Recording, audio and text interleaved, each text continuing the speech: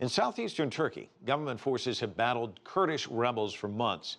Most of the Kurdish fighters are associated with the Kurdistan Workers Party, or the PKK, a group listed as a terrorist organization by Turkey, the United States, and the EU.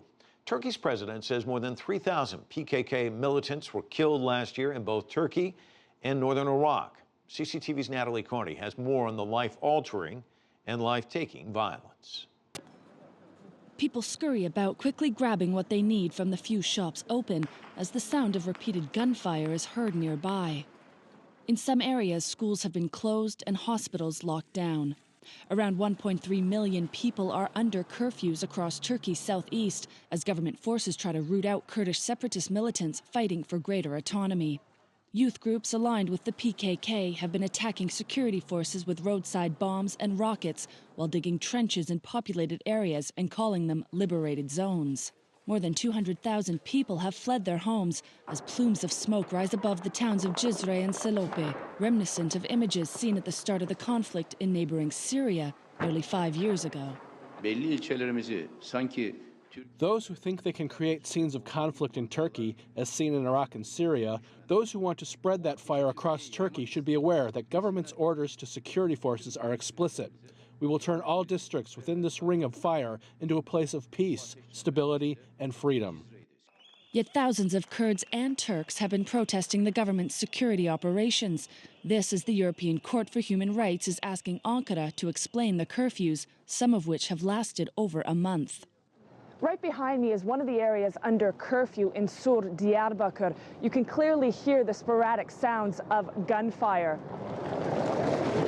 And that's exactly what's making this conflict so concerning, is the unprecedented escalation of this conflict in urban centers. The Turkish army have brought in tanks, have brought in armored vehicles and controlled checkpoints at all entrances to areas under curfew, while the militants have been shooting rockets into these populated areas, killing civilians.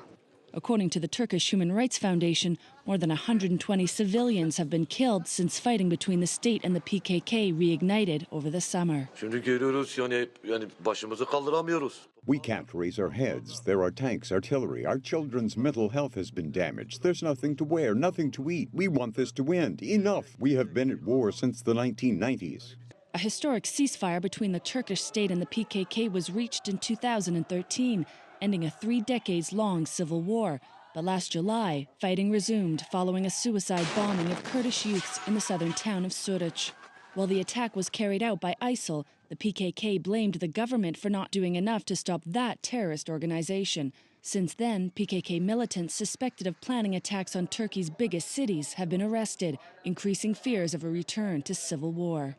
Until stability is found in the region, it's likely that Turkey's difficult history with its Kurdish population is only going to become more complicated. Natalie Carney for CCTV in Diyarbakir, Turkey.